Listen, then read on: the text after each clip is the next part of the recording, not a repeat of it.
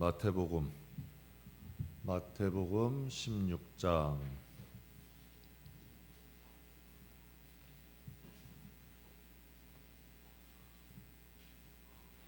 마태복음 16장 25절입니다. 신약성경 28페이지.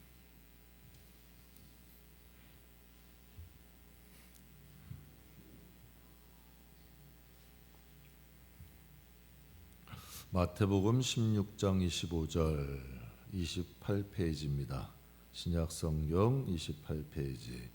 누구든지 제 목숨을 구원하고자 하면 잃을 것이요 누구든지 나를 위하여 제 목숨을 잃으면 찾으리라. 아멘. 함께 봉독하겠습니다.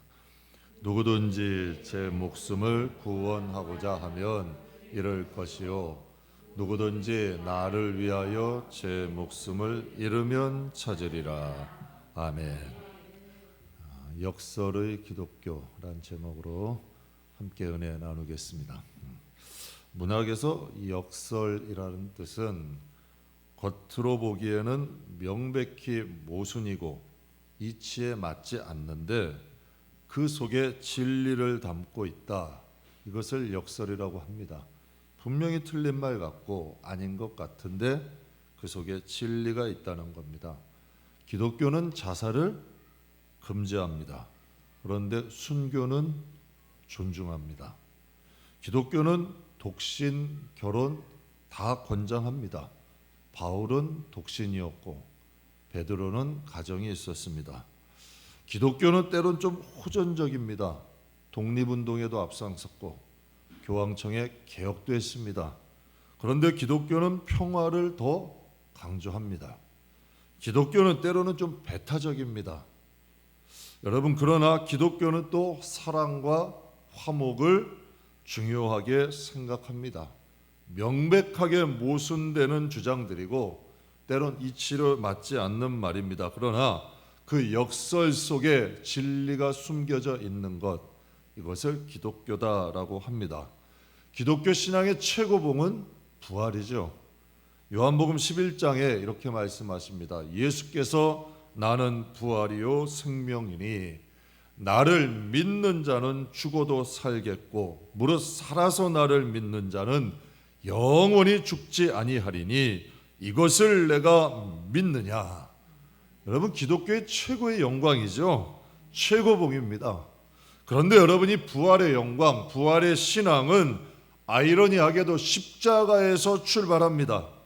십자가에 죽음이 없으면 부활의 영광은 없습니다. 십자가 없는 부활은 가짜죠. 죽은 척하면 부활 못합니다. 주님 안에서 죽어야 부활의 영광이 오는 거죠. 죽을 때 살아나는 것, 이게 부활입니다. 역설이죠. 어느 회사의 신입사원 채용시험에 면접을 보는데 이런 문제가 나왔습니다. 만약 당신이 폭풍우가 심하게 몰아치는 밤에 운전을 하고 있는데 버스 정류장에 당장 병원에 가야만 하는 아픈 할머니와 또 당신의 죽을 병을 고쳐준 생명의 은인인 의사와 그리고 당신이 정말 꿈에도 그리는 이상형인 여인이 세 사람이 있다. 그렇다면 그 중에 단 한 사람만 태워야 된다면 당신은 누구를 태우겠는가? 그것을 여러분 어떻게 누구를 선택하고 그 이유에 대해서 들어보고 가장 현명한 사람을 직원에게 뽑겠다는 겁니다. 그런데 200명의 경쟁자 중에서 그들을 제치고 합격한 사람이 있었는데 그가 이렇게 얘기를 했대요. 생명인 은인인 의사에게 내 차를 드리겠습니다. 그리고 그 의사에게 아픈 할머니를 모시고 빨리 병원에 가라고 하겠습니다. 그리고 나는 버스 정류장에 앉아서 나의 이상형인 여자와 함께 버스 정류장에서 버스를 기다리겠습니다. 야, 기가 막힌 대답이죠. 야, 어떻게 이렇게 머리가 돌아갈까? 저는 이거 들으면서도 참 기가 막혀요. 과연 합격할 만한 여러분 답변 아니에요? 그런데 여러분, 이 대답에서 이 문제의 핵심은 뭔가요? 이 문제에서 핵심은 차예요.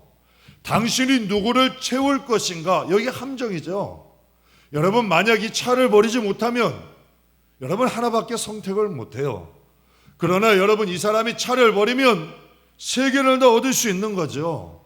우리도 여러분 신앙의 길을 걸어가면서 우리가 놓지 못하는 한 가지 때문에, 내가 정말 붙들고 있는 이 한 가지 때문에 하나님이 주시는 많은 것을 놓치고 살고 있지는 않은가? 정말 놓지 못하는 이 한 가지로 인하여 주님이 주시는 나의 은혜를 막고 있는 것은 아닌가? 사랑하는 성도 여러분, 우리 한번 돌아보는 저와 여러분 되기를 주의 이름으로 축복합니다. 역설의 기독교의 진리는 버리면 얻게 됩니다.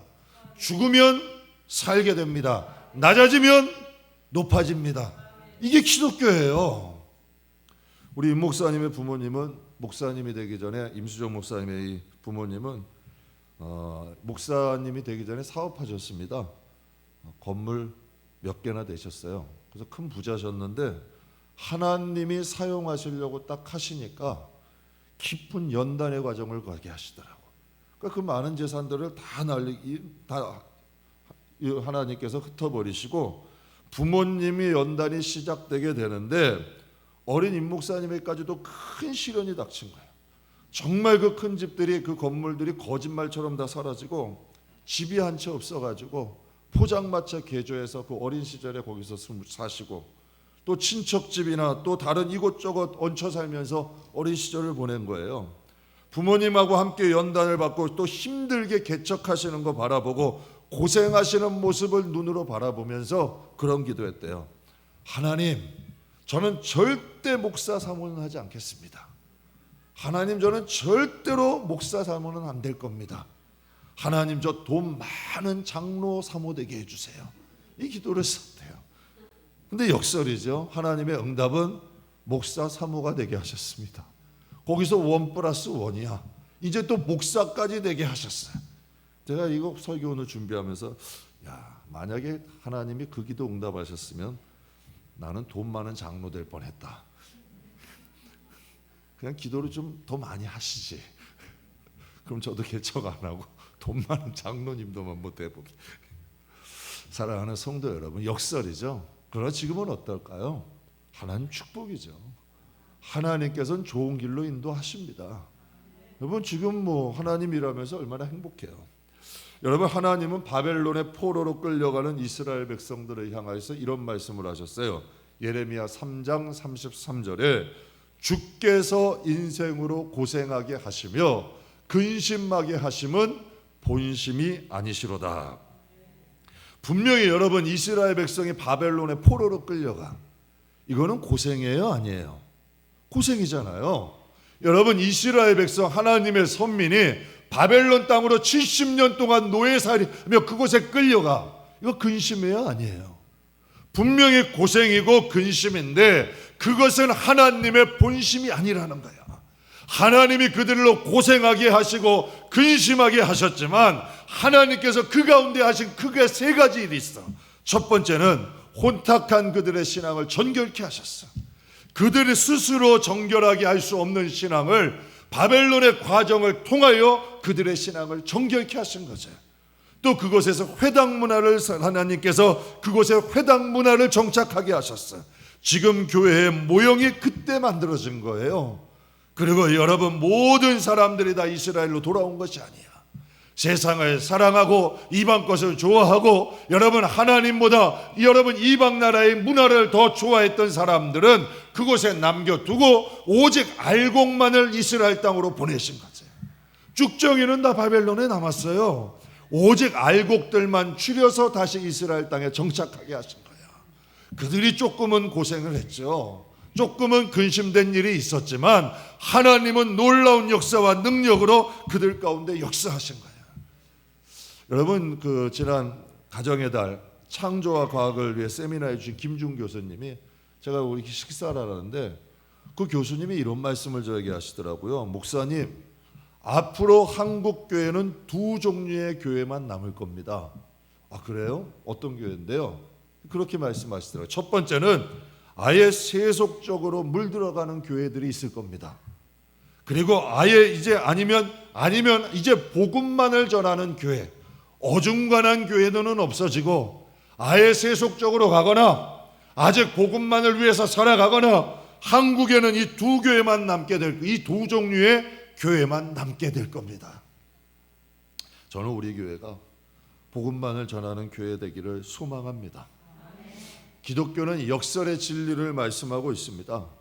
영적인 귀가 열린 사람, 영적인 눈이 열린 사람, 영적인 귀가 열린 사람만이 하나님 말씀을 듣게 되고 영적인 눈이 열린 사람만이 하나님을 바라보고 나가는 시대가 바로 이 시대인 줄 믿사오니 저는 이 역설의 기독교 가운데 하나님이 감춰놓으신 말씀을 들을 수 있고 정말 이 혼탁한 세상 가운데에 영적 눈을 가지고 주님 바라보며 나아갈 수 있는 저와 여러분 되길 주의 이름으로 축복합니다. 저는 역설의 기독교란 제목으로 여러분에 간단히 두 가지 말씀드릴게요. 첫 번째는 죽어야 합니다. 역설의 기독교의 진리를 듣고자 원하고 그것을 여러분 바라보길 원한다면 여러분 첫 번째 죽어야 됩니다. 오늘 본문에 분명히 말씀하시죠. 누구든지 제 목숨을 구원하고자 하면 잃게 될 것이고 누구든지 나를 위하여 제 목숨을 잃으면 살게 될 것이다. 여러분 예수를 믿는 것 왜 믿나요? 살고자 믿잖아요. 우리 살려고 믿는 거 아니에요? 살고 싶어서 예수를 믿는데 예수님은 살고자 하는 우리들에게 말씀하시는 거야. 너희가 살기를 원하면 먼저 죽어라. 죽으면 살게 된다는 거예요. 초신자분들이 이런 말씀 잘해요. 예수 믿어도 별다른 거 없네요. 예수를 믿어도 별 특별한 거 없네요. 이런 말들을 많이 해요. 왜 그럴까요? 설 믿어서 그래요. 주님을 제대로 안 믿으니까 못 발견하는 거예요. 마가복음 5장에 보면 이런 말씀이 있습니다. 12해 동안 혈류병에 앓는 한 여인이 있었어요. 여러분 그 여인은 많은 의사에게 찾아갔지만 병을 고친다고 찾아갔어요. 그런데 괴로움만 당하고 고통만 당하고 병은 고치질 못했어요. 그러니까 많은 의사들 찾아가다 보니까 돈은 다 낭비하고 아무 소용도 없이 오히려 병은 날로 중해져 가는 거예요. 그런데 그때 여러분 그에게 예수님의 소문이 들렸다 그래. 그래서 성경에 보면 예수님의 소문을 듣고 무리 가운데 끼어서 그 옷에 손을 대니 이렇게 말씀을 해. 그렇다면 여러분 예수의 소문이 들렸다고 했는데 그 전에 여러분 이 예수님의 소문이 혈류병 걸렸던 여인이 12회나 걸렸댔는데 예수님의 소문을 안 들었을까요? 당시에 여러분 예수님은 모르는 사람이 없었어요. 예수님은 유명인이었어요. 당시에는 여러분 왜 예수님의 음성이 안 들렸을까? 그녀에겐 대안이 많았거든. 의사를 찾아갈 수 있는 것도 있었고 가진 돈도 많았고 자기가 할 수 있는 방법들이 많았어. 대안이 많으면 예수님의 음성이 안 들려요. 여러분 내가 바라보는 세상 것들이 많으면 주님이 안 보여요. 여러분 이제는 그녀는 죽은 자와 같았어. 의사를 찾아갈 사람도 의사를 찾아가도 고쳐주지 않아. 또 의사를 찾아갈 돈도 없어. 긴 병에 소자 없다고 자기가 의지할 사람도 없는 거야. 이제는 그녀는 뭐예요? 세상에 산 자 같으나 죽은 자야. 그의 마음에 뭐라도 이제 무엇이 들렸을까요? 세상에 있는 의지할 것들이 다 끊어져 가니까 이제 그에게 발견된 건 뭐예요? 예수님이야. 여러분 예수님의 소문이 들리는 거지. 주님의 말씀이 그때야 들리는 거야. 그래서 그 여녀의 마음에 무엇이 있을까요? 그래 이왕 이제 예수님의 옷자락 한번 붙잡아 보자. 이왕 죽은 몸이니 이제 우리 예수님 한번 의지해보고 가자. 그런 마음으로 간 것 아니에요? 그때 놀라운 역사가 일어난 거죠. 여러분 그 믿음이 생겼고 주님의 음성이 들리고 그의 마음에 믿음이 생기니 하나님의 역사가 일어나는 거예요. 왜 여러분 살고자 하는 자는 죽으라 할까? 왜 정말 살고 싶으면 죽으라고 할까? 내가 죽어야 주의 음성이 들려요. 내가 살아있으면 주님 말씀 안 들려요. 듣고 싶은 거는 듣고 듣기 싫은 건 안 들어. 정말 여러분 내가 아무것도 의지할 게 없으면 주님만을 바라보고 주님만을 의지하고 주님만을 향해 가는 거죠. 저는 저와 여러분이 이 영적 귀가 열리기 축복합니다. 정말 주님 바라보는 눈이 열리기를 축복합니다.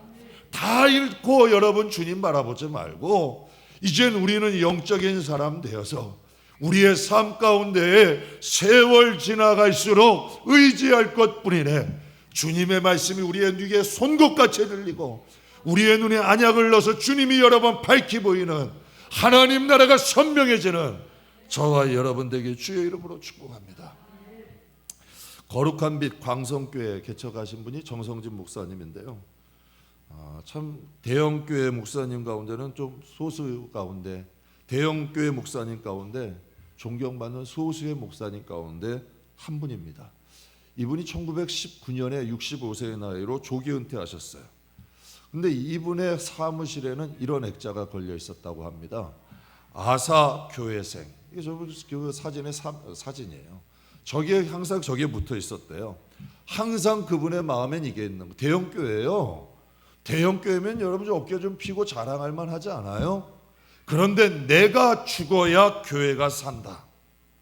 내가 죽으면 이 교회는 산다. 그러나 내가 살아나면 이 교회는 죽는다. 항상 이 마음을 가지고 계신 거예요. 그분이 이런 말씀했습니다. 주둥이로는 누구나 할 수 있습니다. 이런 표현을 과격하게 이런 표현. 주둥이로는 누구나 할 수 있습니다. 그러나 말씀을 실천하며 사는 게 중요합니다. 나라고 유혹이 없었겠습니까? 언제 실족할지 모르니까 저도 계속 다짐하고 노력해 왔습니다. 이 방법밖에 없습니다. 말씀은 전하는 것보다 말씀대로 살아내는 것이 중요합니다. 이렇게 말씀하셔요. 아사 교회생. 그렇다면 여러분 한번 돌아봅시다. 이분이 자기가 죽었어. 그렇다면 여러분 모든 거 다 잃었나요? 역설이잖아요. 자기가 죽으니까 교회가 살아나. 뭐 아시겠지만 이분은 뛰어난 설교자 아닙니다. 뛰어난 은사자도 아닙니다. 정말 하나님 뜻대로 살려고 발버둥 친 분 중에 한 분이에요. 그랬더니 정말 자기가 죽고 하나님 뜻대로 발버둥 치니 하나님이 교회를 축복하신 거죠. 거기 가운데 하나를 덤으로 얻었어. 대형교회 목사님이 존경받는 거 어렵습니다. 그런데 여러분 존경받는 목사님 되셨잖아. 이게 어떻게 가능해요? 죽으니까 살아나는 거예요. 내가 죽으니까 하나님이 축복하신 거죠. 그렇다면 여러분 우리가 왜 죽어야 돼요?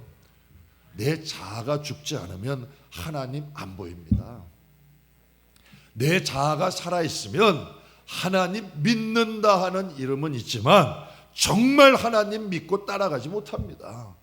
여러분 그리고 내 생각 내려놓지 않으면 하나님의 뜻이 나에게 올 수 없습니다.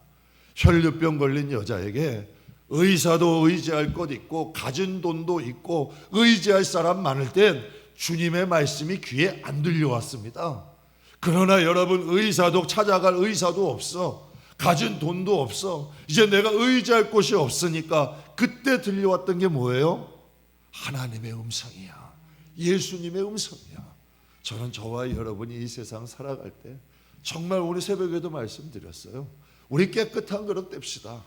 정말 여러분 주님이 임재하시고 역사하실 수 있는 그릇, 하나님의 능력을 나타낼 수 있는 그릇은 금그릇이라고 역사하시는 거 아니에요. 그럼 반대로 질그릇이라고 하나님이 쓰시는 거 아니에요. 깨끗한 그릇을 쓰시는 거지. 금그릇도 깨끗하면 쓰세요. 질그릇도 깨끗하면 쓰세요. 하나님의 능력이 나타나고 하나님의 역사가 일어나고 주님의 말씀이 들리고 주님의 말씀이 보이는 길, 내가 죽는 거예요. 내가 죽으면 하나님이 우리를 통하여 역사하기 시작합니다. 여러분 신앙의 성장할 수 있는 3단계라는 글이 있어요. 신앙의 성장을 알 수 있는 3단계. 저분의 신앙이 어떤 것이냐? 초신자 1단계. 남들이 칭찬할 때 기뻐하고 비난할 때 슬퍼하는 것. 이건 초신자래요. 남들이 칭찬하면 막 기뻐하고 남들이 비난하면 코가 쭉 빠져있는. 이거는 초신자 신앙이래요. 그럼 두 번째 일반 성도는 남들이 비난할 때 기뻐하고 남들이 칭찬할 때 두려워하는 것. 이게 일반 성도래. 남들이 비난할 때 기뻐한대요. 이야, 저는 우리 교회 성도가 다 이 정도만 됐으면 좋겠어. 이 정도 수준만 돼도 야, 이건 한국 교회 진짜 뭐 데살로니가 교회 되는 거야. 한국 교회 그냥 뭐가 혁명이 일어날 것 같아.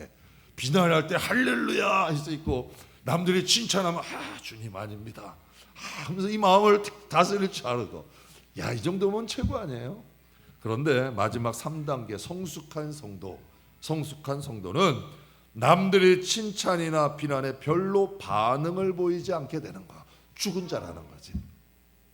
칭찬을 하거나 비난을 하거나 관심이 없는 거야.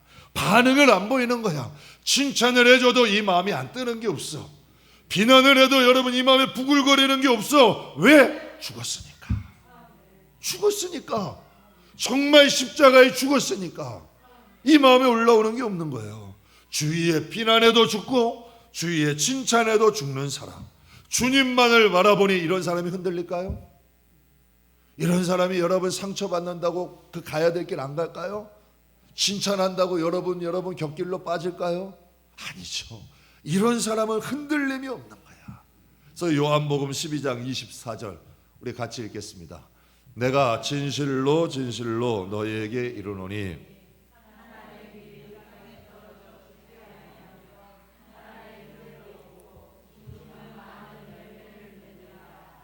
아멘. 진실로 너에게 이르노니 한 알의 밀이 땅에 떨어져 죽지 않으면 한 알 그대로 있지만 죽으면 많은 열매를 맺느니라. 이건 진리예요.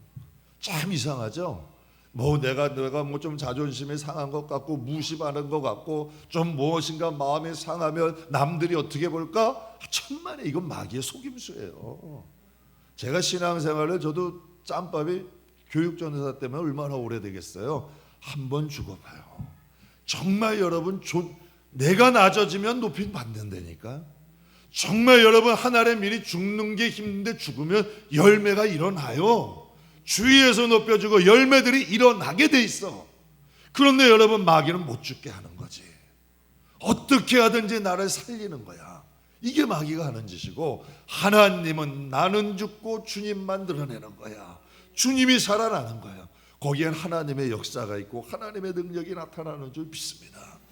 간혹 간절히 기도했는데 실망스럽게도 응답이 안 올 때가 있어요. 아니 오히려 이전보다 안 좋은 결과가 있을 때가 있어. 정말 간절히 기도했거든요. 또 응답이 안 와. 오히려 이전보다 안 좋은 일들이 일어나. 그럴 땐 여러분 잠시 결정을 좀 유보하세요. 침묵하라는 얘기야. 그리고 여러분 입으로 절대 범죄하지 마. 입으로 나가는 순간 지는 거야.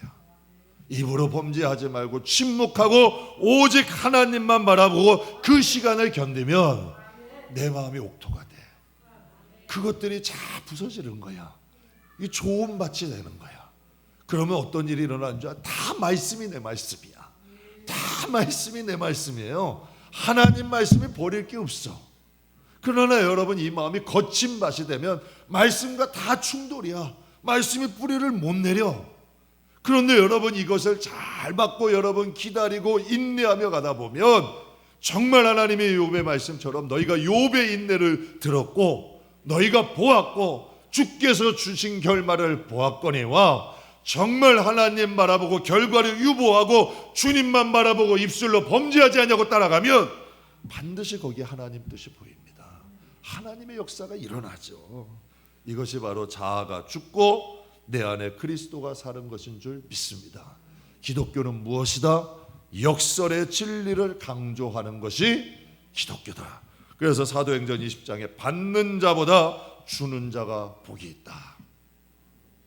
여러분 받는 것만 좋아하는 분들도 계시잖아요. 전 걱정이 돼.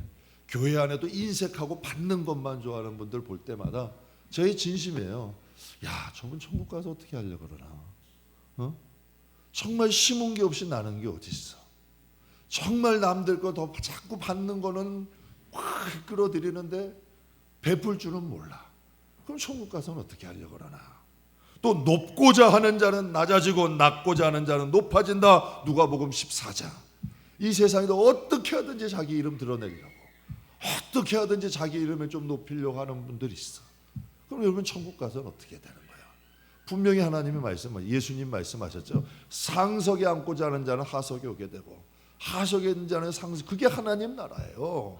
하나님 나라는 예수님이 말씀하셨잖아요. 제자들이 섬기는 자들의 나라다. 높은 자는 낮춰지고 낮춘 자는 높여주는 나라, 그 나라예요. 죽고자 하는 자는 살고 살고자 하는 자는 죽는다. 마태복음 16장. 이 세상에 주님을 높이고 자신은 죽는 자는 하나님의 나라에 주님과 함께 사는 거야.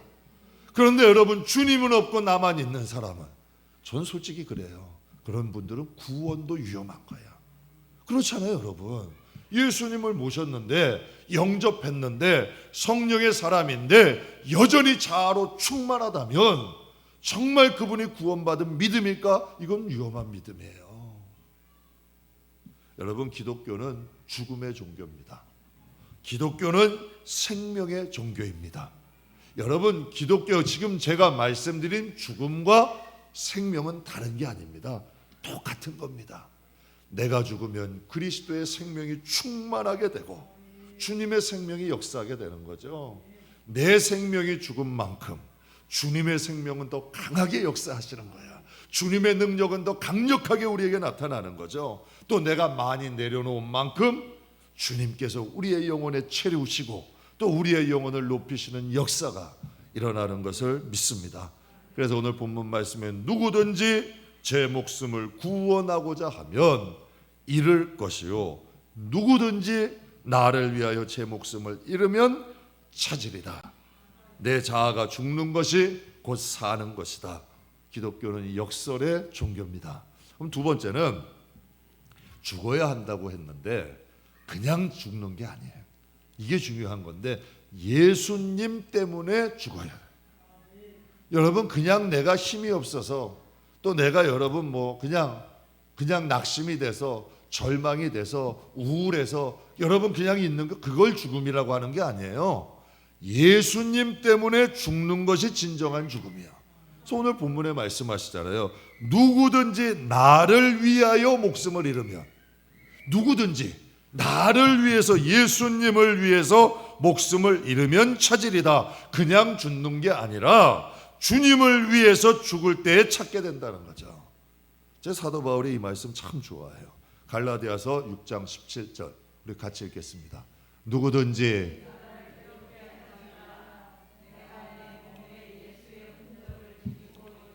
아멘. 여러분, 이 바울이 얘기한 예수의 흔적은 예수님 때문에 맞았던 채찍입니다. 채찍의 여러분 흔적을 예수의 흔적이라고 바울이 표현한 거예요. 패션 오브 크라이스트에 보면 로마의 채찍을 맞았더니 살이 파이잖아요. 그러면 여러분 파인 살이 아물면 흉터가 남겠죠. 그러니까 바울도 여러분 채찍을 많이 맞았어요. 태장도 여러분 죽을 뻔한 태장도 몇 번이나 맞았어요. 그럼 온몸에 뭐가 있을까? 흉터가 있겠죠. 그걸 바울은 예수의 흔적이라 그래요. 그럼 여러분의 마음속엔 예수의 흔적이 얼마나 있어요? 지금 육신의 상처를, 육신의 여러분 채찍을 맞는 시대는 아니잖아요. 종교의 자유가 있기 때문에 예수 믿는다고 채찍 맞지는 않잖아요. 예수 믿는다고 여러분은 누가 때리지는 않잖아. 예수 믿는다고 여러분에게 물리적으로 가하지는 않잖아. 그러나 여러분 마음의 상처는 주지, 마음의 아픔은 주지. 이것도 여러분 똑같더라고요. 마음의 상처도 여러분 이게 흔적이 남더라고. 생각하면 마음이 시리기도 하고 아프기도 하고 그때를 생각하면 가슴이 찡하기도 하고 여러분 괜히 눈물이 흐르기도 하잖아요. 마찬가지로 여러분 내가 예수님 때문에 참은 흔적들이 얼마나 되느냐는 얘기야. 내가 예수님 때문에 억울한 일 당한 일들이 얼마나 되느냐는 거지. 내가 주님 때문에 이 마음에 아파한 상처들이 얼마나 있느냐는 거야. 근데 여러분 이 세상 사람들은 그러잖아요. 많은 믿는 사람들 눈에는 눈, 이에는 이. 우리도 그러잖아요. 내가 나를 사랑해 주는 사람은 나도 사랑하고 나를 비난하는 사람은 함께 비난하고. 근데 주님은 그러셨어. 이건 세상 사람들도 한대. 그러시잖아요. 나를 사랑하는 사람을 사랑하고 원수도 사랑하고 너희를 박해하고 핍박하는 사람을 위해서도 기도해 줄 수 있는 것, 그들이 하나님의 아들이다. 성경이 이렇게 말씀하셔. 그럼 여러분 이 길은 예수님만 가셨냐? 여러분 바울도 갔잖아요. 모세도 그 길을 갔잖아요. 다윗도 갔잖아요. 야곱도 갔잖아요. 자기를 죽이려 하는 형에게 하나님 같다 했어요. 요셉도 갔잖아요. 자기를 노예로 팔았는데 형들에게 정들의 자식들까지 내가 거두겠다 했잖아요. 그럼 여러분, 수많은 손양원 목사님은 아들을 죽인 사람도 양자로 삼아서 목사 만들었어요. 제가 외웠던 한 교회인데요, 교회에서 물건이 없어진 거예요. 교회에서 물건이 없어졌는데 이제 그 자리에 이 집사님 한 분이 계신 거야. 그런데 이 집사님은 누가 가져갔는지를 봤어. 그런데 이 집사님이 그 자리에 있었잖아. 그러니까 사람들이 수근수근 거리기 시작한 거야. 아무개 집사가 거기에 있었어. 근데 이 집사님은 그것을 목격했는데 자기가 이것을 말하면 저 사람이 교회에서 비난을 받을 것 같아. 그러니까 이것을 마음에 그냥 가둬두고 사는 거야. 그게 여러분, 그것이 한 10수년을 넘게 살다 보니까 그 집사님뿐만 아니라 자식까지도 여러분 그런 모함을 들었던 거야. 사람들이 잘 잊어버리지도 않아. 사람들이 잘 잊어버리지도 않고 저분은 주홍 글씨처럼 저분은 그때 그랬던 분이야. 자식까지 그걸 듣는 거예요. 근데 그 큰 교회에 한번 부흥회가 열렸어. 성령이 크게 역사하신 거예요. 그때 여러분 그 물건을 가져갔던 그분이 하나님 앞에 회개한 거예요. 제가 그때 가져갔던 그 사람입니다. 제가 그 물건을 가져갔던 그분이고 저분은 나 때문에 억울한 누명을 쓰신 분입니다. 어떻게 됐을까요? 이건 영적으로 영웅이 된 거예요. 그 10년의 세월이 짧아요. 그 억울함을 내가 만약에 이걸 말하면 이 사람이 억울함을 겪을 거고, 그렇다고 내가 이것 때문에 교회를 떠난다는 건 말도 안 되고, 그러니 여러분 그것을 갖고 자녀들까지도 그것을 듣고 사는 거야. 그런데 하나님께서 약 10년이 지나서 부흥회 때 이게 선포가 돼버린 거죠. 어떻게 됐을까요? 여러분, 예수님도 십자가 다닐 때요, 2단이라 그랬어요. 그래가지고 여러분, 예수님도 십자가 지신 거예요. 많은 믿음의 사람들이 정말 이런 길을 가져가요. 그분 천국 가서 어떨까요? 이 세상에서도 그건 이 세상에서는 여러분 억울함이 있었지만 천국에서는 다 알잖아. 그러니 여러분, 하나님의 나라도 영광 아니에요? 그분도 여러분 비록 힘든 세월은 사셨지만 정말 그게 하나님 앞에는 보석이 되는 거고 그 큰 상처가 영광이 되는 거죠. 한 번은 한 집사님께서 너무 마음 아픈 일이 있었어. 어떤 한 집사님이 정성을 들이고 수고하고 마음을 다해서 하나님의 전에 딱 드린 거예요. 본인은 정말 정성을 다했어. 마음을 다하고 수고하고 힘들여서 드렸는데 그걸 쓰시는 분들이 좀 소중히 다루지 않은 거예요. 이게 상처가 돼버린 거지. 자기는 정성을 다하고 정말 수고해서 했는데 제가 봐도 마음이 좀 아프고 안타깝더라고. 그런데 그분을 딱 보는데 하나님께 성령께서 이 마음에 이렇게 말씀하시더라고. 저한테는 내게 드린 것이 아니냐. 하나님은 단호하시더라고. 그 영혼에게 그러더라고. 내게 드린 것이 아니냐. 그 사람이 어떻게 쓰던 그건 나하고 상관하지 마라. 그 사람과 하나님의 관계의 계산이고 너는 하나님께 드렸으니 그것으로 됐다는 거야.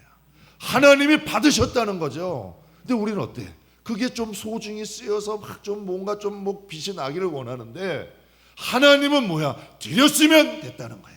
내가 받았으니까 넌 걱정하지 말라는 거죠. 제가 그래서 그 마음에 그렇게 했어요. 성령께서 또 지혜를 한 걸음 더 지혜를 주시더라고. 이 마음이 들더라고. 맞다. 그 지금 아픔, 그 참음 얼마나 아까워. 그 아픔을 그냥 보내면 아깝잖아요. 그래서 이제 그 집사님께 그랬어요. 집사님, 그 아픔 그냥 참지 말아요. 축복하세요. 하나님께 기도합시다. 하나님, 이 정성, 제가 드린 이 정성, 이 마음 아시죠? 그리고 제 지금 이 아파하는 마음 아시죠? 정말 제가 하나님 때문에 참아요. 하나님 때문에 인내해요. 그 대신에 하나님, 내 자녀 축복해 주세요. 내 자손의 자손을 축복해 주세요. 하나님 역사해 주세요. 그렇게 우리 기도합시다. 정말 집사님의 그 억울한 마음, 아픈 마음 참고 인내하고 정말 하나님께 축복해 달라고, 내 자손의 자손까지 축복해 달라고 기도합시다. 이게 성경에 근거가 있어요. 마태복음 5장 11절 12절 우리 같이 읽겠습니다. 나로 말미암아 너희를 욕하고 박해하고 거짓으로 너희를 거슬려 모든 악한 말을 할 때에 너희에게 복이 있나니 기뻐하고 즐거워하라. 하늘에서 너희의 상이 큼이라. 너희 전에 있던 선지자들도 이같이 박해하였느니라. 아멘. 선지자 이사야는 토백혀서 순교했습니다. 예레미야는 여러분 예언한다고 뺨도 맞기도 했고 모함도 들었습니다.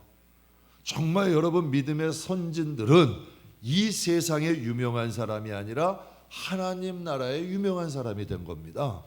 여러분 분명히 말씀하세요. 너희를 욕하고 박해하고 거짓으로 거슬려 너희에게 악한 말을 누가 하면 너희에겐 복이 있다. 기뻐하고 즐거워하래. 야, 정말 우리도 하나님하고 이게 왜 죽으라고 하냐면 하나님하고 가까워지면 이게 가능해. 하나님이 인정해 주시거든. 그런데 우리들은 여러분 이 세상에 살아갈 때 사람들의 시선과 사람들의 판단과 사람들이 여러분 이것이 더 우리에겐 가깝단 말이야. 그러나 여러분 만약에 하나님의 시선, 하나님의 이런 뜻이 우리에게 가깝다면 이것을 참고 갈 수 있는 거죠. 정말 집안에서 여러분 입을 쓰고 웃을 수 있는 거야.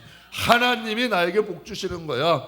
내가 욕하고 박해당하고 저들이 거짓으로 나를 거슬려 말하지만 하나님은 아셔. 우리 목사님 그 부모님이 그러셨어요. 형제 가운데 8남매, 하여튼 제일 잘 사셨는데 그 연단을 받게 되니까 주위에서 핍박을 하는 거야. 그런데도 그 어려운 가운데 개척교회 꼿꼿이 가고 개척교회 또 있으면 돈 모아가지고 피아노 대드리고 그랬더니 여러분이 형제들이 뭐라 그랬을까요?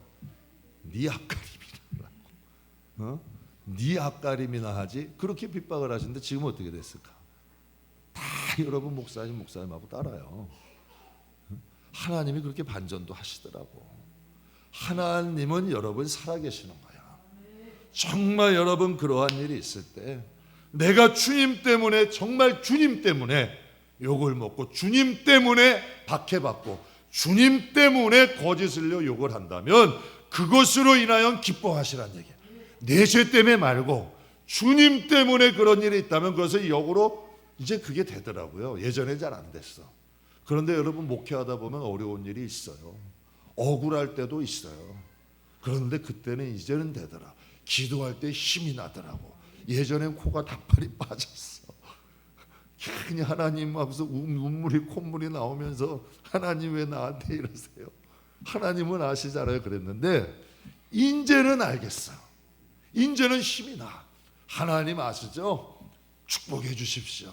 힘이 생기는 거예요. 우리의 가정을 축복하시고 교회를 축복하시고 하나님 역사해 주세요. 저는 지금 목회할 만해요. 목회 뭐 할 만이 지금 뭐 편해졌다 이 뜻이 아니라 정말 하나님이 이끌어 주시면 목회할 만하다는 거지. 그래도 코로나 시대 이제 여러분 아이들 시끄럽죠? 난 지금 이게 콧노래로 들려. 왜 그런 줄 알아요? 우리 참았잖아요. 여러분은 듣는 거고 설교하는 사람 더 힘들어요. 사실은 이 막 들어오면 정신줄 단단히 훈련시키신 것 같아. 이제 뭐 어디 가도 또 시장에 가도 설교할 수 있겠어. 훈련이 돼서 정신 설교줄 단단히 붙잡지 않으면 안 돼. 그러니까 하나님이 이제 됐다 하니까 다음 주에 이제 뭐 이참에 광고할게요. 다음 주에는 주중 예배를 못 드려. 새벽 예배 좀 드리려고 했더니 이거 다 헐면 여기 먼지 구덩이 되고 의자고 악기고 싹 한쪽에 널고 이거 다 헐고 공사해야 돼서 다음 주 주중 예배는 부득이하게 웬만하면 새벽 예배 드리려는데 오디오도 이거 다 철거해서 다시 배선을 깔아야 돼요. 큰 공사라. 근데 하나님이 기도한 대로 해주시잖아요.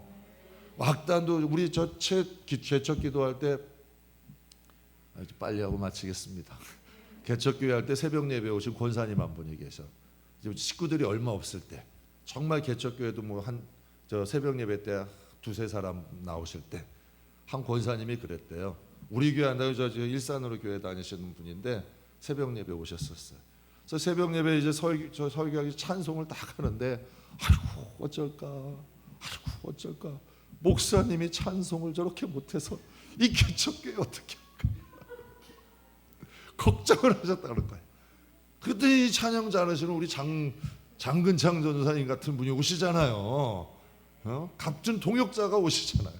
모세가 입이 뻣뻣하다 그러니까 말할 사람도 보내시잖아. 하나님이 훈련시키지. 이거 잘 안 참았으면 여기 평생 있으면 어쩔 뻔했어. 이 코로나 시대에 하나님이 공사도 하게 하시잖아. 예수 믿을만 하다니까. 정말 하나님 바라보면 하나님의 손길을 느끼면 그때는 우리는 용사가 되는 거야. 세상에 두렵지 않게 되는 거죠.